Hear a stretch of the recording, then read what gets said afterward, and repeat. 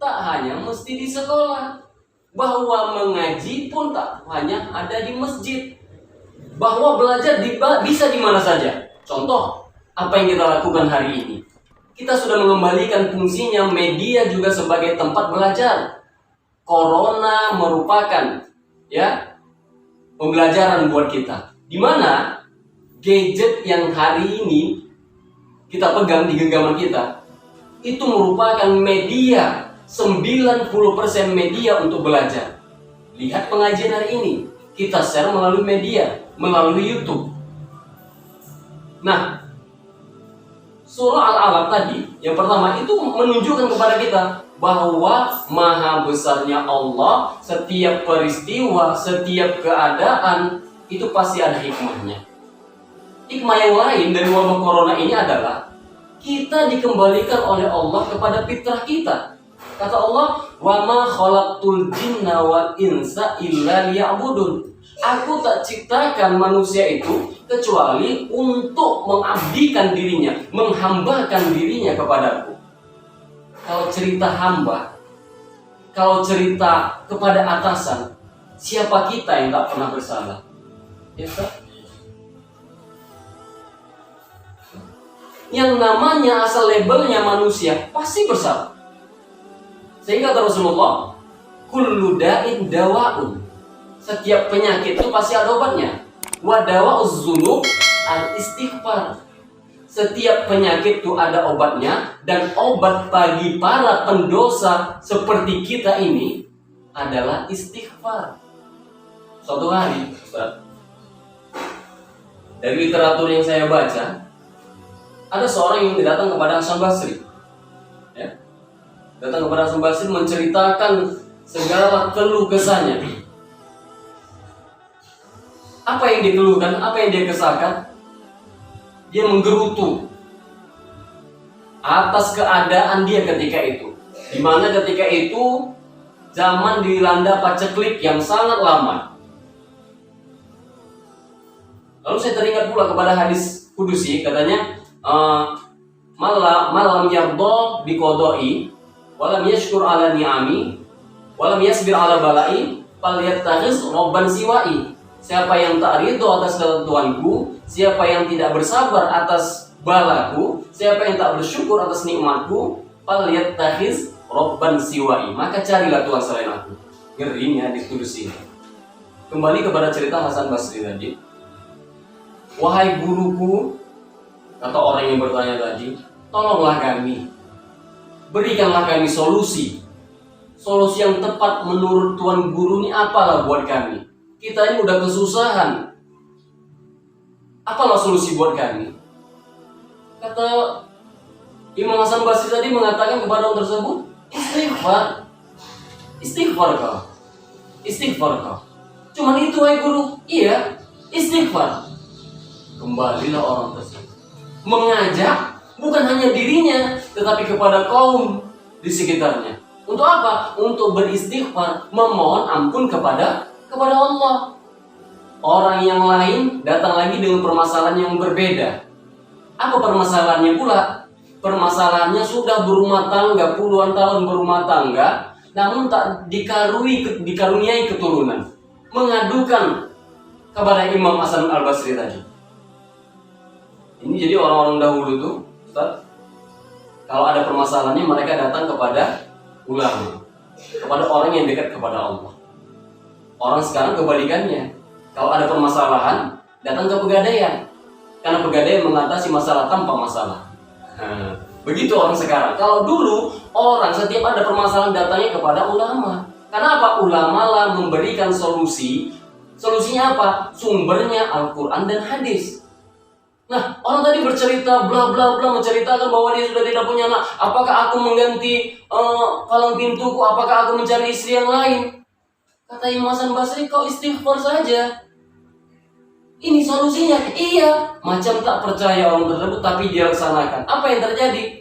Berhasil. Top check. Apa yang dia inginkan tercapai. Lalu orang tersebut mendatangi lagi Hasan Basri atas keberhasilan solusi yang dia terapkan. Kata Hasan Basri itu, Imam Hasan Basri mengatakan, itu bukan solusi dari saya. Itu ada di dalam Al-Quran surah Nuh ayat 10. Faqultu astaghfiru rabbakum innahu kana ghaffara. Maka katakanlah istighfar, sesungguhnya Tuhan kamu Maha Pengampun. Apa hikmahnya kalau kita banyak beristighfar? Dalam surah Nuh itu disebutkannya yursilis sama alaikum midororo.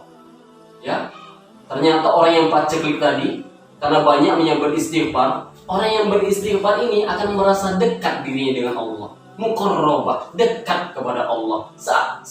Semisalnya tidak ada lagi antara dirinya dengan Allah. Kalau kita sudah dekat sama Allah, apa yang Allah berikan kepada kita? Dapat kita buat ilustrasi.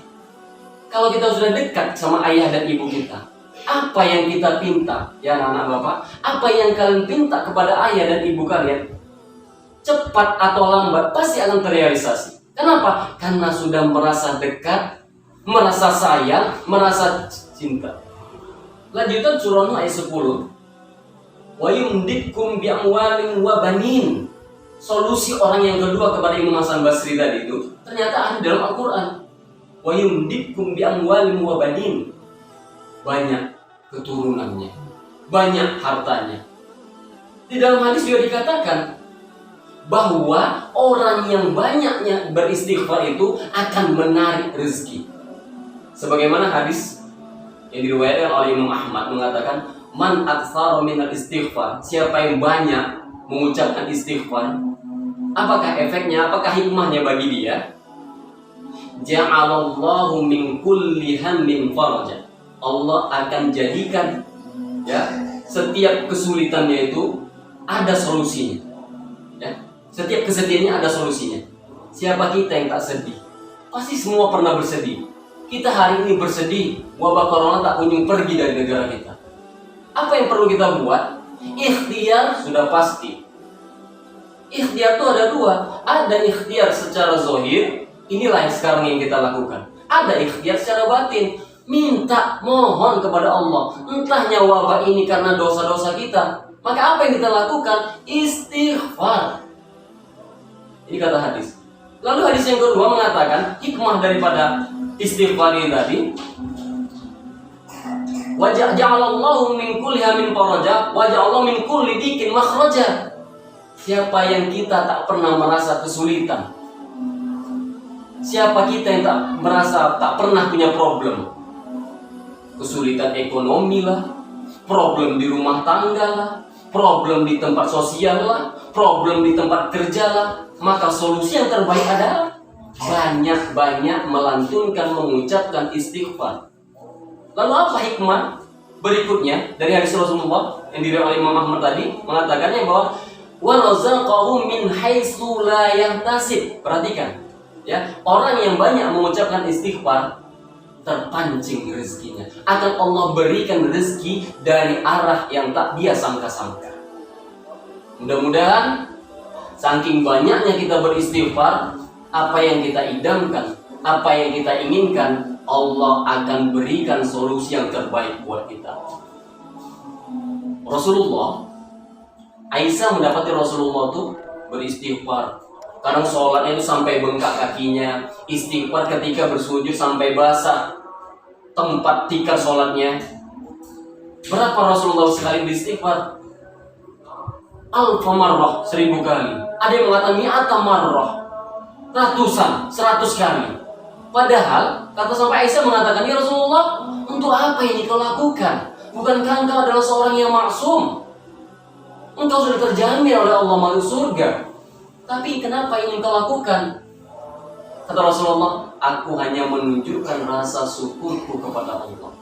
Tertampar rasanya kita. Kita beristighfar berapa kali sehari? Mungkin sekali. Untuk kesalahan yang beribu kali kita lakukan.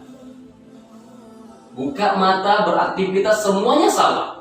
Mendengar yang salah, kadang melihat yang salah, mengucapkan dengan ucapan yang salah. Bercerita tak bisa yang benar, tak bisa qaulan syadidah. Jadi apapun aktivitas kita selalu salah. Maka yang terbaik buat kita adalah apa? Banyak-banyak istighfar. Kapanpun, dimanapun, tetap istighfar.